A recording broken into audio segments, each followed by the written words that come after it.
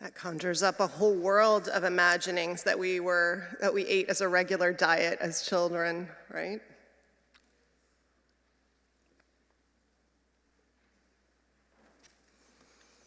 I listened this week to an interview of a filmmaker who, as his passionate side hobby that's increasingly getting more and more public attention, has been creating AI short films. And lately, the last few have been ones where he reimagines the lives of Donald Trump and Robert Kennedy and Elon Musk. In one of them, Trump goes on an ayahuasca journey and sees and faces the trauma of his cold mother and his unloving father, and is healed and wakes to a vision of a wisdom journey and his life called to be about this, and engages in that journey with all of the intensity that he engaged in all other previous life ventures, studies with every guru in India, reads every book, declaring at the end some version of, "They say I am the greatest shaman ever." The filmmaker, Ari Kushnir, says it is healing to see the possibility that these people who are doing damage to this world might wake up to their wrongs and turn things around, be part of the solution. Something about that creative process for him and for others who see these films too feels healing. The opposite of being mired in the nightly news and dystopian TV. Novelist Octavia Butler used her books and the genre of speculative fiction, that is, science fiction, fantasy, dystopian, part utopian, sometimes horror, to force the reader to reckon with all kinds of realities, hoping that doing so in this way might turn the world around. Are there any Octavia Butler readers in the, yeah, she's wonderful. In her 1998 book of A Parable of the Talents, she tells, so 1998 book, Parable of the Talents, she tells the story about a now fundamentalist Christian nation whose leader came to power with the slogan, "Make America Great Again." I kid you not. A man who reasserts slavery and where people put on virtual reality headsets called dream masks to help them temporarily escape the horror. In that book, she offers the timeless and prophetic warning, quote, "Choose your leaders with wisdom and forethought. To be led by a coward is to be controlled by that coward's fears. To be led by a fool is to be led by the opportunists who control the fool. To be led by a thief is to offer up your most precious treasures to be stolen. To be led by a liar is to be asked to be lied to. To be led by a tyrant is to sell yourself and those you love into slavery." The arts can be prophetic, imaginations of horrors and hope. Because as Octavia Butler also wrote, there is nothing new under the sun, but there are new suns. Kushnir and Butler help people to see those who fall into their orbit, help them to see and hold the failures of one sun while reminding us of the tools we have to imagine new ones.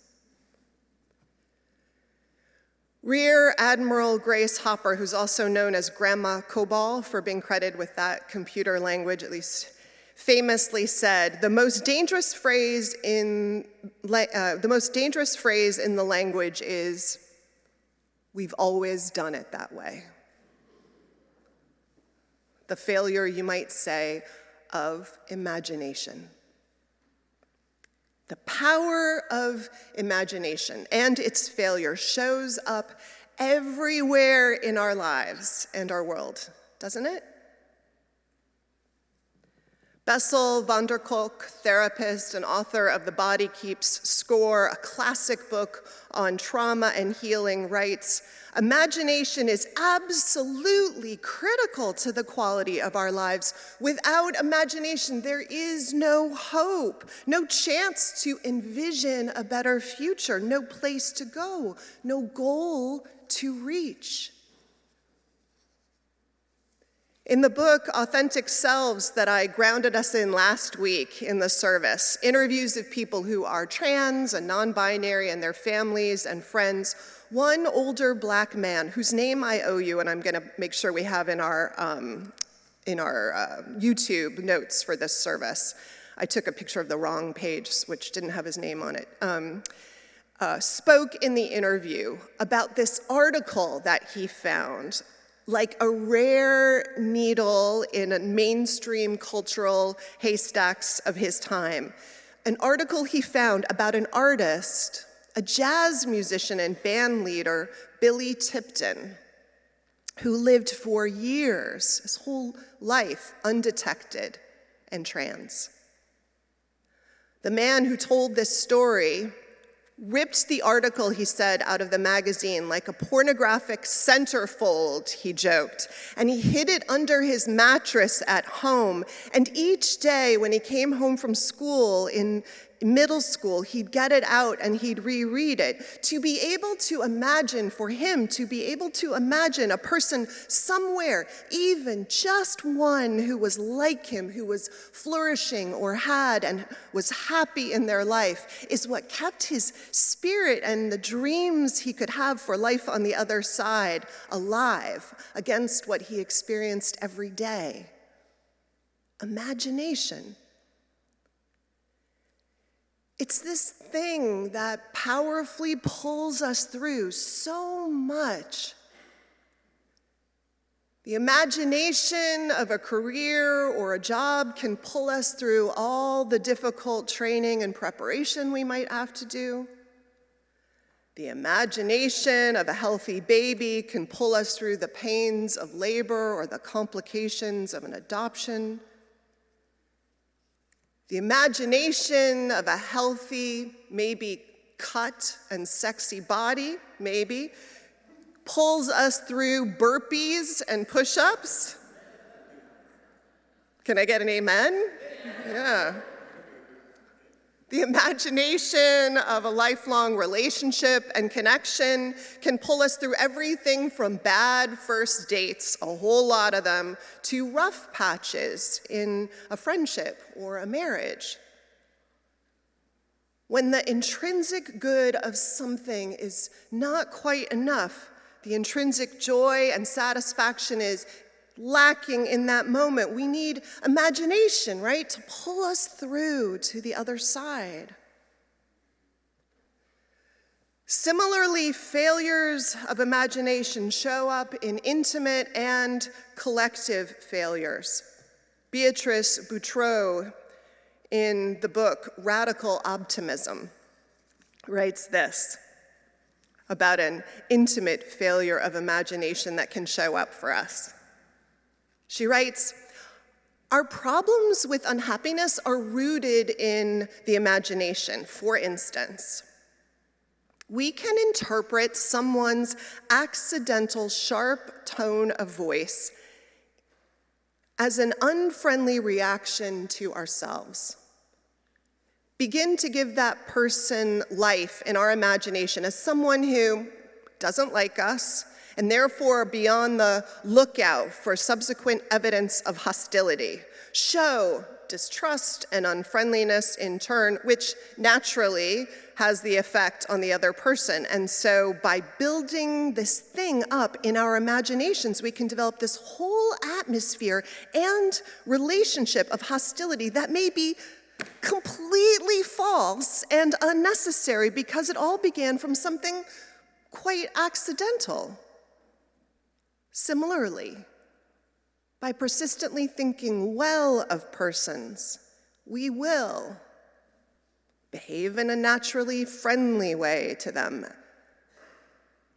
and elicit friendly responses. I'd never thought of that as a pattern, but she's right. It is a failure of imagination, right? When we do that thing that I know I do, I'm sure all of us, and we've all experienced it too, of telling ourselves or having someone clearly have told themselves a story about us, right? Without checking in with them, without starting with wonder and curiosity.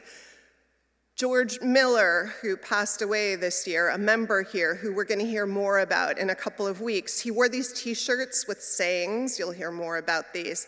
But one of the ones he wore had a message that was some version of, be wrong assuming the best. In other words, if you're going to be wrong in the right direction. So imagination can play this intimate, relational role in our life that's powerful and even transformative. Max Haven, who's the research chair in culture, media, and social justice at Lakewood University in Canada, is a huge believer in imagination as a radical tool for systemic change. In his book, titled Crises of Imagination, Crises of Power, he writes about imagination and its failures as it shows up meta in our political systems. He writes in one portion, capitalism, and I would say he's describing virulent capitalism, relies on conscripting our imaginations. It relies on each of us imagining ourselves as essentially isolated, lonely, competitive economic agents. It relies on us imagining that the system is the natural expression of human nature, or that it's too powerful to be changed, or that no other system could ever be desirable. Interesting, right? So much is what we imagined into being or cannot imagine beyond. And true, too, that those who have changed the world have started with imagination, seeing new suns, as Butler talked about. For example, on May 17, 1954, what happened? 76 years ago, the Brown v. Board of Education ruling was handed down. Which is to say, Oliver Brown, whose daughter was denied admission to a segregated Topeka school, joined with Thurgood Marshall and the NAACP to push forward their imagined world where schools were integrated in Kansas. They built from their strategic imaginations a case. Even the famous dolls study that was part of that case that showed the effects of segregation on African American children was the creative work of psychologists Kenneth and Mamie Clark to test a hypothesis that explained what otherwise looked like a fixed reality or might, and find an imaginative and compelling way to test their hypothesis with children. Not accidentally, too, the Clarks were people to do this imagining. Two people who had personally imagined futures for themselves that were not reflected in the realities they were born into. Kenneth Clark, the first African American to earn a PhD in psychology at Columbia, to hold permanent professorship at the college, City College of New York, and serve as the president of the American Psychological Association. And his wife, Mamie Clark, the first African-American woman and second African-American after Kenneth Clark to receive a doctorate in psychology from Columbia. Imagination that when it isn't working can keep a nation mired in a broken system. but when it is this superpower for personal growth and resilience and persistence and transformation of all we see and touch, from the intimate to the collective. So how do we trap and keep hope alive by keeping imagination alive? Well, I think we should talk about it at coffee hour, because I'm sure you all have your strategies, the things that work for you, intentional or that you've stumbled into. I mean, I think part of the answer is that we give ourselves permission to go to that place when we're not raised in it, when we watch Mr. Rogers and Sesame Street and are invited into those places as part of what it means to be in our lives. To see for it and care for imagination as not child's play or child's play, but that's okay. To spin possibilities and let ourselves daydream. To doodle alternative landscapes in our notebooks when someone's droning on. To read fiction and get lost in fantasy. To immerse in the work of other creatives, whether they're visual artists or slam poets or musicians or choreographers or cultural creatives who are writing from their laboratories and academia or their offices, asking us to imagine with them other political or economic or social systems, to say not ever that anything is impossible or silly, but first ask, can you say more about what that would look like? Elizabeth Gilbert, who is the author of Eat, Pray, Love, and also a book called Big Magic that's about creativity that I love. On this point, she says, what you produce is not always sacred. What is sacred is the time you spend working on the project and what that time does to expand your imagination. And what that expanded imagination does to transform your life. So let go of the results she's asking or result-oriented thinking or judging and just surrender to the engagement. Emily Fletcher, in the book that some of us read in the Minister's Book Group called Stress Less and Accomplish More, she writes about the power of meditation to open up and strengthen the connections between our right and left brains, the analytical part and the creative problem-solving intuitive part, so that both are ready and available in our problem-solving in our lives. Often, when we let ourselves re-engage with creative ventures, you and I will also find that we are more often sent into places of the greatest creativity and productivity where we also find the greatest satisfaction in the way we are in the world. Those times that Mihai Csikszentmihalyi describes as times of flow. So if we want imagination, we can follow the artist's way. There's lots of opportunities to go on outings with ourselves, artists' dates, as she describes them, or pick up a creative practice that we used to love, but we set behind. Do creative baking, fantasy gaming. Allison Jacks, Minister Emerita, soon to be, I hope, of this congregation, said she's part of a group that makes artistic postcards to send people in power, meaning they all sit around and cut pictures out of old magazines and turn them into collages with creative messages. A challenge for everyone who receives them to think outside the box, to wake up to the call to create a future that is beyond the broken places that they've come to accept as normative. You can keep a dream journal for what comes to you when your rational management brain is off duty. You can take the simple advice of Robert Bly in his poem, Things to Think. Think in ways you've never thought before. If the phone rings, Think of it as carrying a message larger than anything you've heard, vaster than 100 lines of Yeats.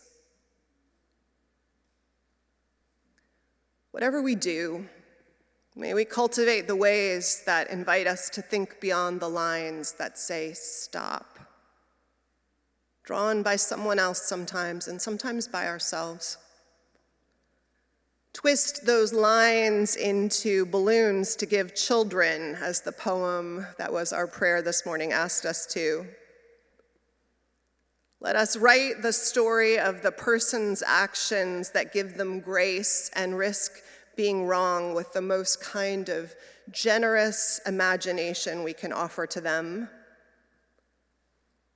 Tuck under our pillows the stories and imagined futures, a size too big for us right now, that draw us forward, and take them out when we're in danger of forgetting them to read them again. There may not be anything new under the sun, but as Octavia Butler wrote, there are new suns. As many, it turns out, as we can imagine, and a sky wide enough to plant them all in, to light up all the dark and cold places we know and find. What do you imagine? When no one is looking, what lines do you want to step over or mold into possibility? What story do you want to tell yourself about your own sweet life or ours? Let's keep doing all that and see what happens, shall we? There's reasons the sages talk of moral imagination. Imagination is not accidentally planted in us all. Amen.